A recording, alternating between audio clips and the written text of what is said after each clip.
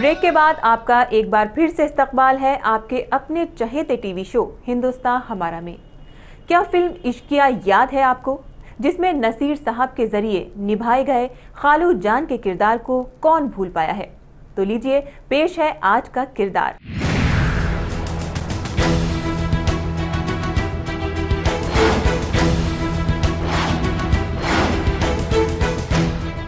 आदाब, मैं हूं हेमंत मिश्रा। किरदार में आप सभी का इस्तकबाल है। आज हम बात कर रहे हैं फिल्म इश्कियां और उसके एक अहम किरदार खालू जान की।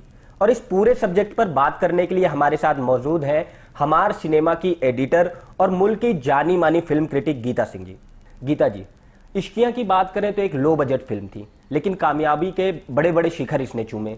इसकी कामयाबी के पीछे इस फिल्म के क्राफ्ट की कितनी बड़ी भूमिका रही? इश्किया 8 करोड़ में बनी फिल्म थी और इसे लगभग 45 करोड़ का बिजनेस किया था और विशाल भारद्वाज ने इस फिल्म को प्रोड्यूस किया था और इसको डायरेक्ट किया था उन्हीं के असिस्टेंट ने।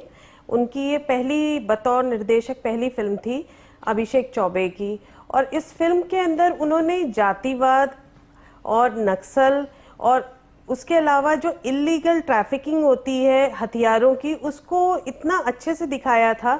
और इस फिल्म के अंदर जो कपड़े थे, स्टाइलिंग था, पूर्वी उत्तर प्रदेश खासकर गोरखपुर का एकदम उन्होंने फिल्म के अंदर पूरा रचा बसा दिया था। लग रहा था फिल्म जैसे गोरखपुर में ही शूट हुई है, जबकि फिल्म की पूरी शूटिंग बॉम्बे में की थी। और इसके कैमरामैन मोहन कृष्ण ने इस फिल्म में जबरदस्त अपना कैमरा का कमाल दिखाया था। गीता जी, देखा गया है कि हिंदी सिनेमा में कई बार क्राइम को जबरदस्ती फिल्मों में ठूस दिया जाता है, लेकिन क्या इस फिल्म में क्राइम को इस तरह से देखा गया है? इस फिल्म में क्राइम ठूसा हुआ नहीं लगता है। फिल्म के अंदर में उन्होंने ये दिखाया कि कैसे आजकल आतंकवाद से बड़ी जो नक्सलवाद और जातियों के अंदर आपस में ही जो गुटबाजी और उससे जुड़ी हुई अपनी सेना बना के एक दूसरे को मारना और उसके बाद अवैध हथियारों का जो एक बिजनेस है, उसके ऊपर इस फिल्म में रोशनी डाली गई थी। गीता जी, अगर इस फिल्म में देखा जाए, प्यार है, धोखा है, क्राइम है और कॉमेडी भी है, इन चारों चीजों का सम्मिश्रण नसरुद्दीन शाह के किरदार में भी देखने को मिलता है। ऐसे किरदार कितने अहम होते हैं फिल्म की सफलता के लिए? ये एक तरह से मान लें आपकी एडल्ट सिनेमा है, क्योंकि इस फिल्म में जो इश्क का एक रूप दिखाया है वो एक मैच्योर्ड लोगों के बीच की कहानी दिखाई है। और क्राइम तो इस फिल्म का एक सेंटर पॉइंट है। और इसमें जो धोखा है वो खालू जान के हिस्से में आने वाला धोखा था, लेकिन इसमें जो खालू जान ने, नसीर ने जो एक किरदार निभाया है, उसमें उन्होंने एक तरह से ये दिखाने की कोशिश की कि वो एक अपनी जो एक मुस्लिम तहजीब को उन्होंने बखूबी रखा है। जैसा कि उन्होंने एक अपने इस फिल्म में एक डायलॉग आता है जब वो अपने भांजे अरशद वारसी को कहते हैं कि हम इंदौर के घराने से ताल्लुक रखते हैं, हमें संगीत की समझ है, जबकि फिल्म में वो एक छोटे मोटे दोनों एक चोर उचक्के दिखाए गए हैं। तो नसीर ने इस फिल्म में एक जो मुस्लिम की तहजीब जो थी उसको भी बखूबी सामने रखने की कोशिश की है। गीता जी, अगर हिंदी सिनेमा के इस दौर की बात करें तो कई फिल्में आ रही हैं, कोई कहानी नहीं है, जबरदस्ती क्राइम ठूस दिया गया है। क्या इस तरीके की फिल्में हिंदी सिनेमा के इतिहास के लिए आवश्यक हैं? क्राइम आज के दौर में डायरेक्टर्स के लिए एक सेलिंग पॉइंट है। क्राइम से ही जुड़ी वो फिल्में दिखाना चाह रहे हैं। क्राइम है, न्यूडिटी है, ये दोनों उनके लिए एक सेलिंग पॉइंट है।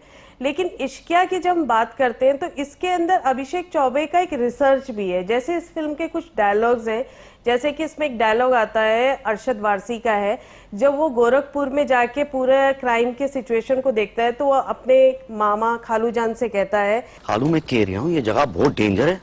अपने यहाँ तो शिया सुन्नी होते, यहाँ पे तो ठाकुर, यादव, पांडे, जाट सबने अपनी अपनी फौज बना रखी है। तो ये एक डायलॉग ही इस बात को जताता है कि हमारे देश के अंदर जो हमारे अब अलग अलग राज्यों में नक्सलवाद के साथ साथ जो जातीय घटनाएं हैं हिंसा की, वो कितनी तेजी से उभर रही हैं। तो इस क्राइम को, इस फिल्म के क्राइम को हम बाकी फिल्मों के क्राइम से नहीं जोड़ सकते हैं। शुक्रिया गीता जी। आज के किरदार में बस इतना ही। अगले एपिसोड में फिर होगी आपसे मुलाकात एक नए किरदार के साथ। तब तक के लिए खुदा हाफिज।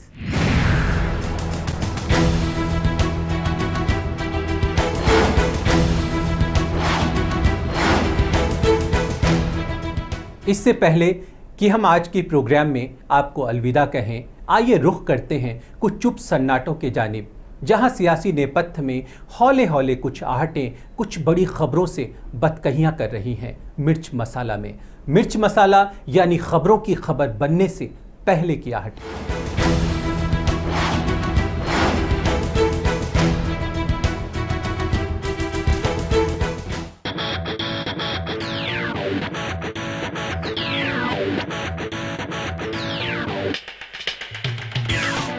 मुल्क के सबसे बड़े दौलतमंद मुकेश अंबानी मीडिया की ताकत भी जानते हैं और इसका इस्तेमाल करना भी। ऐसे में बड़े अंबानी ने अब तय कर लिया है कि उनके इतने बड़े मीडिया साम्राज्य को एक ट्रस्ट चलाएगा। इस ट्रस्ट के मैनेजिंग ट्रस्टी के लिए मुल्क के कई दिग्गज सहाफियों के नाम पर बहस हुई। इंडियन एक्सप्रेस के शेखर गुप्ता भी इसमें शामिल है, पर बड़े अंबानी और उनके सलाहकारों की मोटे तौर पर ये आम राय फरीद जकरिया के नाम पर बन गई।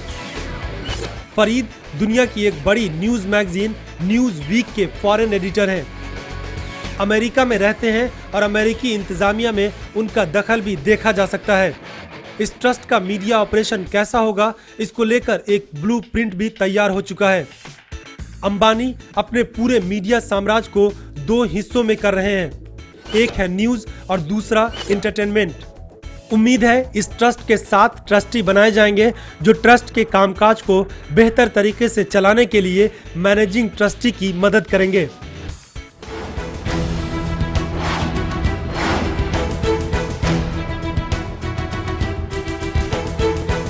आज के एपिसोड में बस इतना ही। अगर आप अपनी कोई बात या अपने दिल के जज्बात हमारे साथ शेयर करना चाहते हैं तो आप हमें ईमेल करें ntihindustanhamara@gmail.com या फिर लॉग ऑन करें www.hindustanhamara.in पर। आप हमें फ़ोन भी कर सकते हैं। हमारा फ़ोन नंबर है 0120456783। आप चाहें तो हमें फैक्स भी कर सकते हैं 0120429121 पर, या आप हमें SMS भी कर सकते हैं 09868807712 पर। यकीन मानिए आपका हर मशवरा हमारे लिए बेहद कीमती है। धूल मिट्टी में अटा हाफा थका हुआ, शोरो गुल जिस्म से लिपटा हुआ, झुंझलाया हुआ, रात के आने से पहले ही कहीं काश ये दिन गिर के मर जाए किसी ठंडे से साहिल के करीब। रात आएगी तो फिर से जख्म कुरेदेगी मेरे। आज के एपिसोड में बस इतना ही। कल फिर होती है मुलाकात इसी वक्त, इसी चैनल पर, इसी प्रोग्राम में। तब तक के लिए मैं त्रिदी ब्रह्मण अपनी को होस्ट साइमा खान और पूरी NTI टीवी की टीम के साथ आपको कहना चाहता हूं अलविदा। आप खुश रहें, सलामत रहें, आबाद रहें। खुदा हाफिज। खुदा हाफिज। हम आपको मिलवा रहे हैं जमाते इस्लामी के अमीर जनाब जलालुद्दीन उमरी साहब से।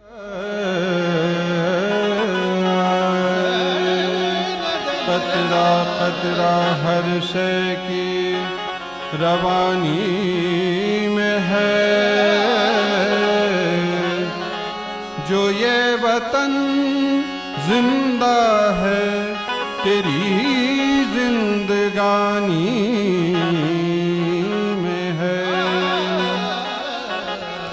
मेरे सीने की आग तेरी आँखों के पानी में है, मेरी